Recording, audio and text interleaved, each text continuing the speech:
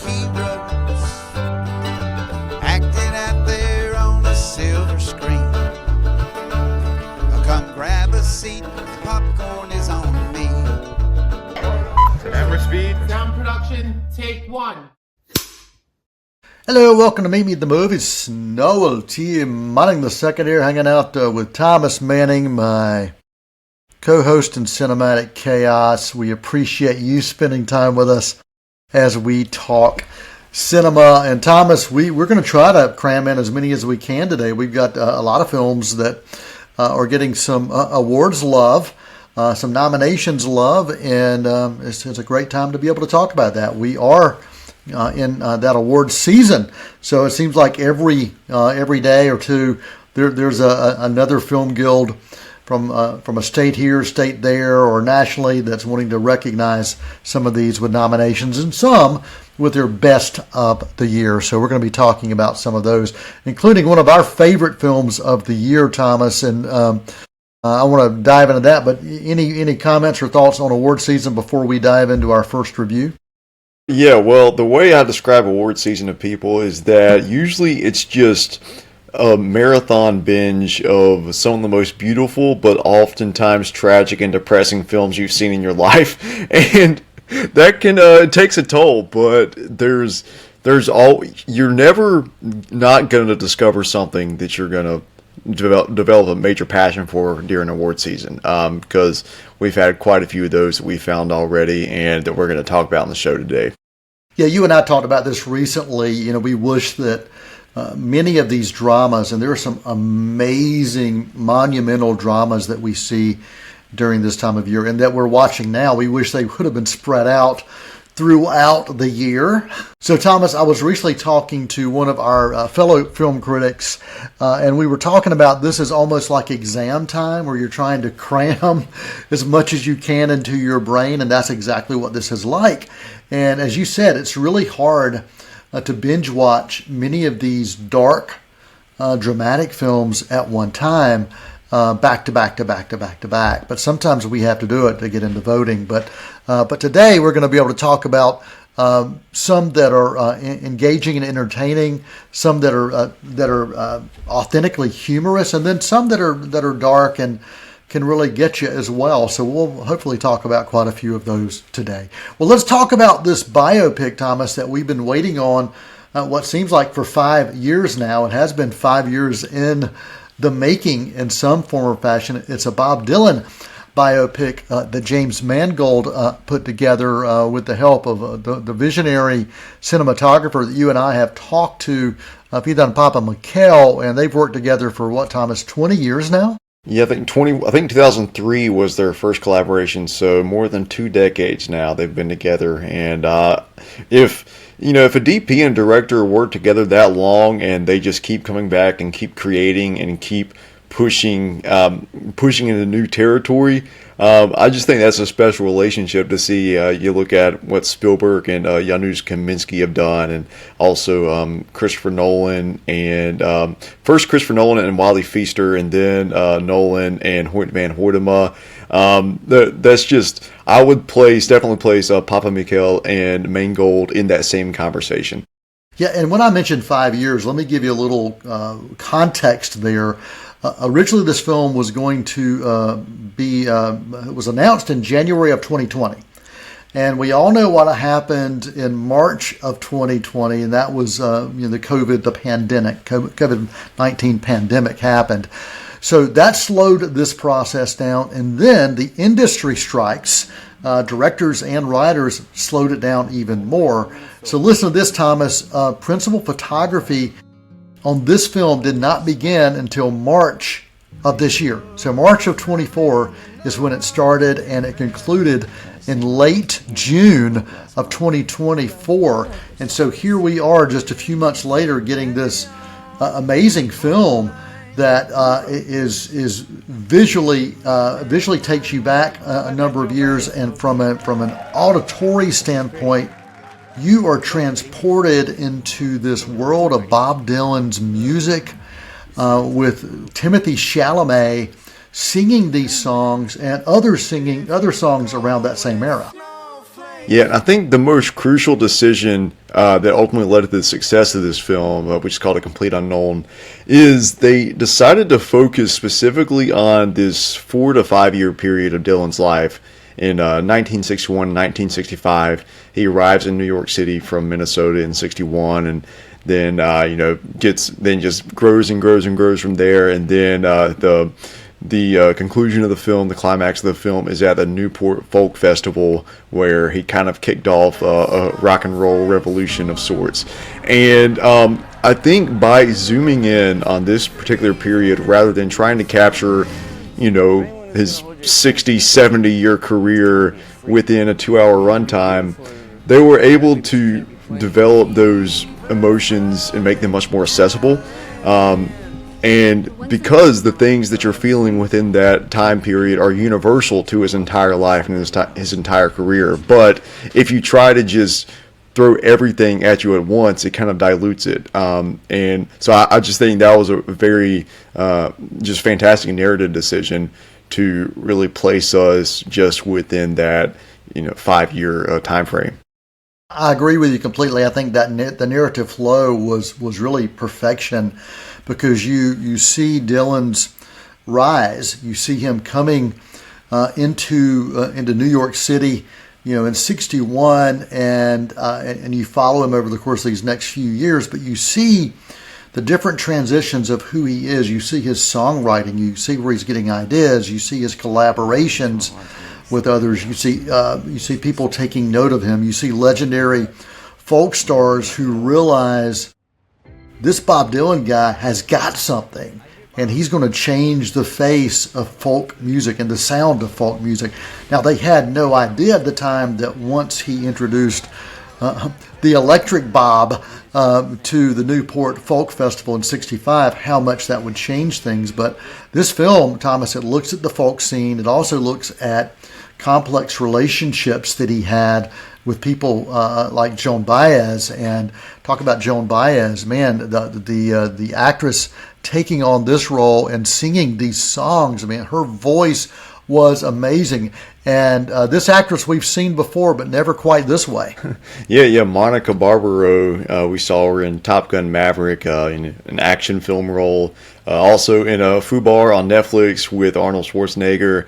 And but I haven't seen her in just a fully dramatic performance like this. And we were talking to, legendary North Carolina film critic Larry Topman after the screening, who's a massive Dylan fan himself. And he was trying to figure out, wait, does Monica Barbaro have an extensive music background as well, just because her vocals were so incredibly gorgeous in this film. She just really did slip into the Joan Baez role. And you mentioned that relationship between Baez and Dylan. But another relationship that's explored in this film that I think is an emotional key is Elle Fanning plays his girlfriend, who's in this film named Sylvie Russo, based on a real life girlfriend of his, but they changed the name kind of out of respect. And I just think she was one of the few people that really got Bob where he was and really understood him and met him where he was, even if he didn't always want to be told what she was telling him. And I just think that relationship opened up so much of this film to the audience. Other characters, and these are actual names of folk music that show up. Pete Seeger played tremendously by a guy that we didn't know could sing like this. Last time I think I saw him on screen, he was in The Glass Onion. Who am I talking about? What's that guy's name? I'm talking about Edward Norton. That's right. Edward Norton, who received a Critics' Choice nomination for supporting. He's Pete Seeger in this, and then you also see the legend Woody Guthrie show up. And you talk about relationships, Thomas. There's relationships with both of these figures and Dylan as well that play in this film. And I think that's one of the things, to me, that I did not expect going into this film, was how much it was impacted by the relationships Dylan had with others.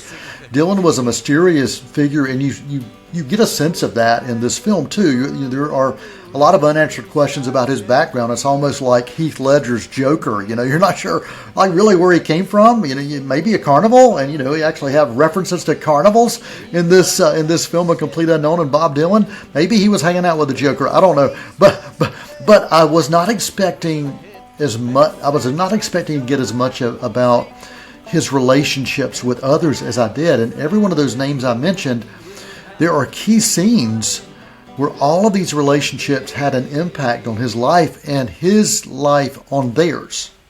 Yeah, so you're thinking, you look at basically the Avengers of folk music. You get through different generations. You got Woody Guthrie, played by Scoot McNairy. Of course, Pete Seeger, played by Norton. Boyd Holbrook, playing Johnny Cash, and then Joan Baez. And if you look at that on paper, you think there's no way they're going to satisfyingly develop each of those relationships and actually communicate something worthwhile in this film without it feeling, without falling into the musical biopic traps that they so often do.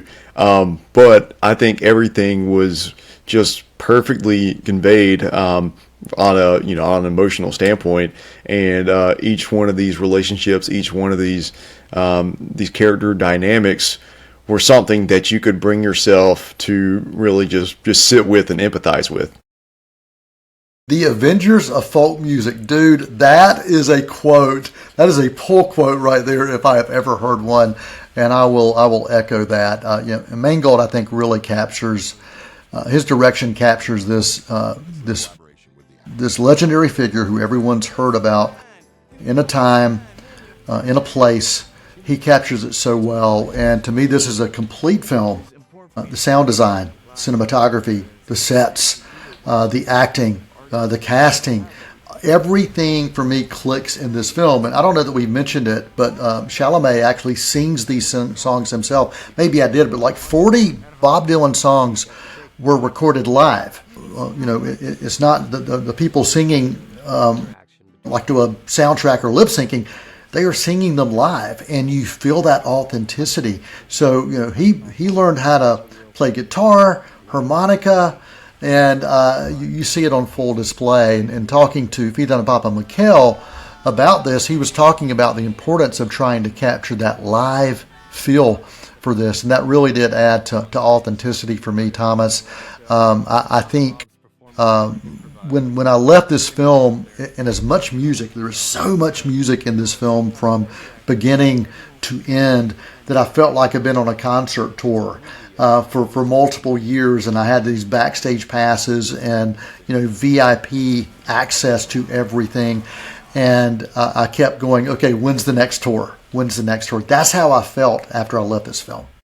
Yeah, and you and I attend a lot of live music, but something watching this film, and I think this is the best compliment I can give to Mangold's direction, is that in each of the concert scenes, whether they're playing in a small music club, like at the, I think it's called the Gaslight Cafe, or whether they're at the Newport Folk Festival, you always have this instinctive feeling where you feel obligated to get up and clap and cheer. And a few times I almost caught myself doing that in the theater. And I really think that does come down to the direction, and then also just finding that energy in the edit as well. It just felt so organic and felt so natural. Those are the kind of feelings that bring me back and have me thinking about watching this film multiple more times. I will say, if you want to watch an interesting double feature, check out the collaboration of Mangold and Papa Mikhail with an earlier film called Walk the Line that looked at Johnny Cash. Look at these two films together. You're going to see some interesting parallels, of course, because of the legendary status of who they are, but you're going to see some amazing differences as well. But you're going to see just the power of how you can capture the lives of legendary musicians, but in slightly different ways. And I encourage you to do that if you haven't seen both of these films. Thomas, we've spent the first half of the show talking about this film that we've loved so much, but I really do want to just share that I love how it examined self-expressionism, meaning that, your individuality matters. You don't have to always go with the flow. That was a highlight here, and also someone who is a pioneer, not being controlled by what others may want them to do. If it's a true pioneer, they're going to find a way to break through the mold and create their own mold, and that's exactly what Dylan did, and that's exactly what this film showed that he did. The enduring influence that he had with music and lyrics and individuality on full display here. Yeah, and one specific scene that I want to make sure to mention real quick that really hones in on that individuality. There's a scene on where you have Pete Seeger's Rainbow Quest TV program. Bob is supposed to be on here. It's kind of a musical education type program, but Bob is running late, so they end up going with this blues musician. And in this film, this blues musician is actually played by he's Big Bill Morganfield is his name, who was the son of Muddy Waters. So this blues guy sits down, starts jamming, but then Bob shows up late, and they're like, "All right, Bob, come on over, sit down, and just riff with him." And it felt like we were just sitting down and seeing that on live television, just watching this magic trick of music and craftsmanship happen right before our eyes. And that was who Bob Dylan was and is, and that was the effect he had on other people around him and other artists around him. Absolutely. Well, I don't have any other final thought. Well, I've got a lot of other thoughts I could share, but I know we need to take a break. But I think I've shared the multitude of what I wanted to cover. So I am giving this film, A Complete Unknown, a solid A+, rating one of my favorite films of 2024. I'm right there with you. I'm proud to get this one an A+, and it's way up there for me as far as 2024 films goes. I love being able to watch films like this and celebrate them by discussing why we love them so much. We're going to take a quick intermission. We're going to come back and see what else we can get to, what other kind of trouble we've got around the corner on the other side of this quick intermission on Meet Me at the Movies. Won't you come and meet me at the movies? Won't you come and watch a flick? Hi, I'm Nikki Bliss Carroll, your host for Cleveland Connections, the show that explores what's happening at Cleveland Community College. Join us as we sit down with members of faculty and staff to discuss programs of study, upcoming events, and other exciting campus news. We'll have a new show for you each month on C19 TV, or you can stream us online at c19.tv. Tune in and connect with Cleveland Community College on Cleveland Connections.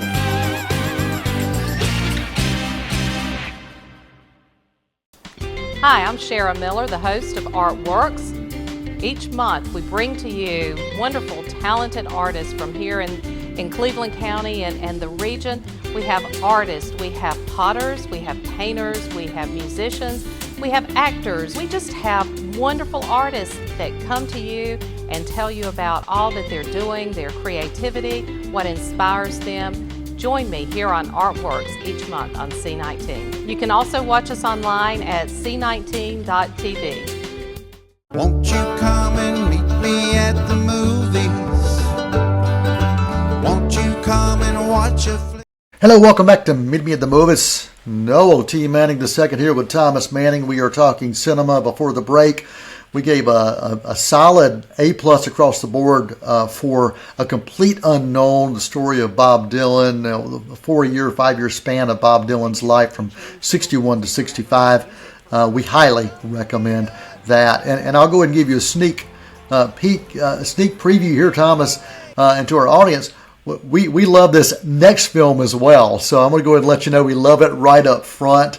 An unexpected pleasure for us. The film is called Thelma, and this has my feel-good stamp of approval for 2024. If you want a film that just makes you feel good vibes when you walk away from it, this is that film. Yeah. So this film is, I think, more inspired by Tom Cruise than any movie this year. And you think, well, it's a 93-year-old protagonist, 93-year-old actress as well. Like, how does Tom Cruise work his way into the mix here? Well, you got to watch that to find that out for yourself. But Tom is known for supporting every movie, trying to watch everything that comes out, and I hope with all my heart that he has seen this one and seen June Squibb just basically put everything on the line, just to the extent that Tom Cruise puts everything on the line for our entertainment. I think I'd describe this as a geriatric road trip comedy, Yes. geriatric action comedy. It's all of those things, and you and I just could not stop smiling watching this film, and as we've continued to think about it for the past few days as well. Yeah, and you mentioned June. She's in her 90s, and she's got a lead role. It's a face that many of us have seen before. She's really a character actress that a lot of people probably didn't know her name. But I tell you, after this, if you don't know her name, there's something wrong with you.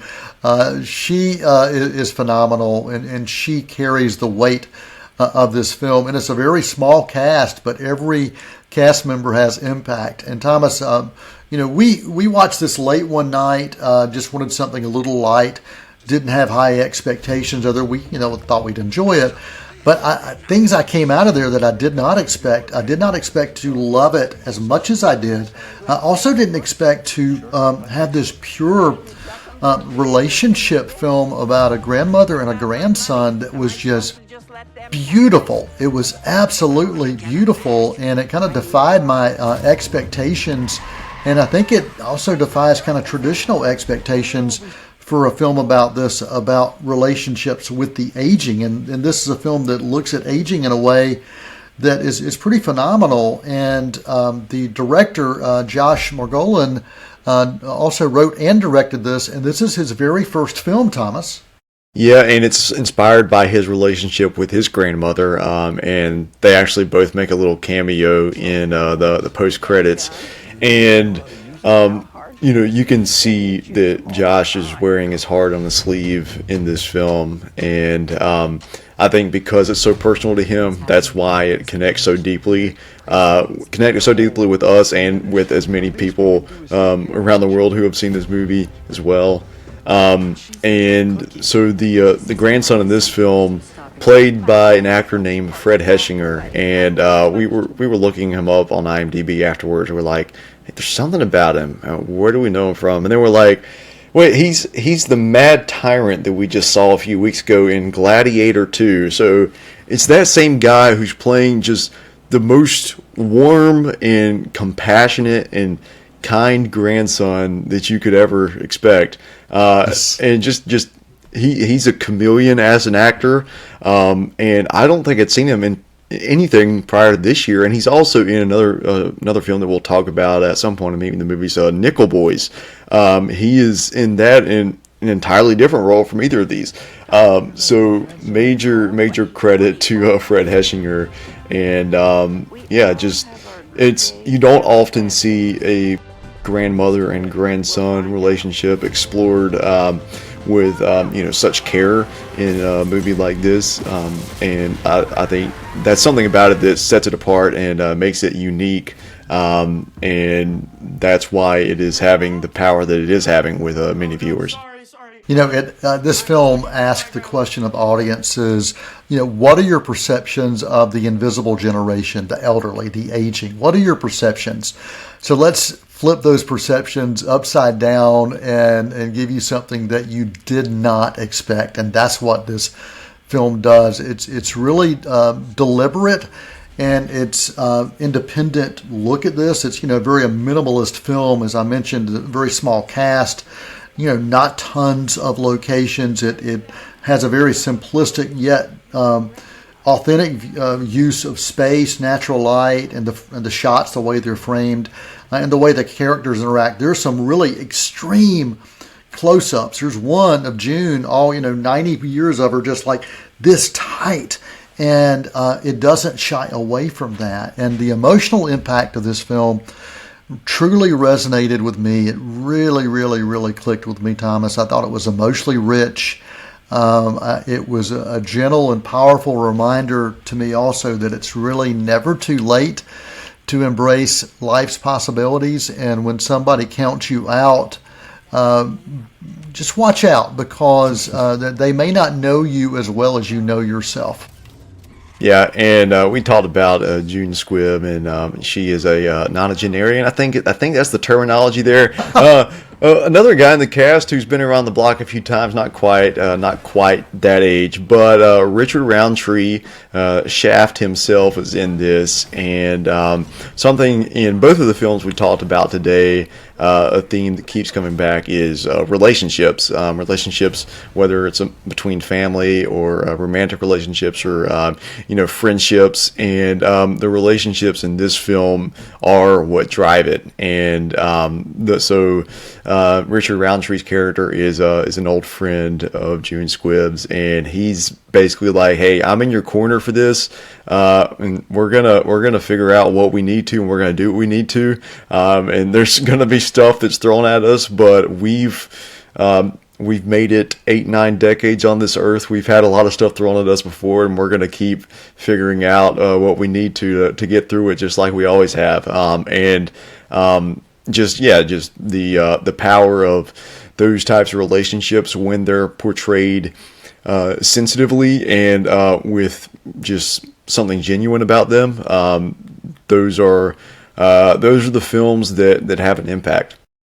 Yeah, this film embraces the dignity that can and should be there as it relates to growing older and aging.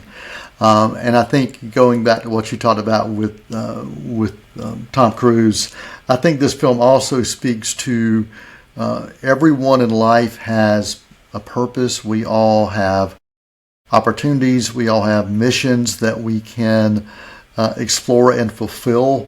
And it doesn't matter where we are in life, when we are in life, or who we are in life, we can fulfill those missions. That's the truth. That's the truth. And so Tom Cruise, wherever you are, please watch Thelma if you haven't already. So Thelma, wrapping things up here on Meet Me at the Movies. Thomas, what is your rating for the film Thelma?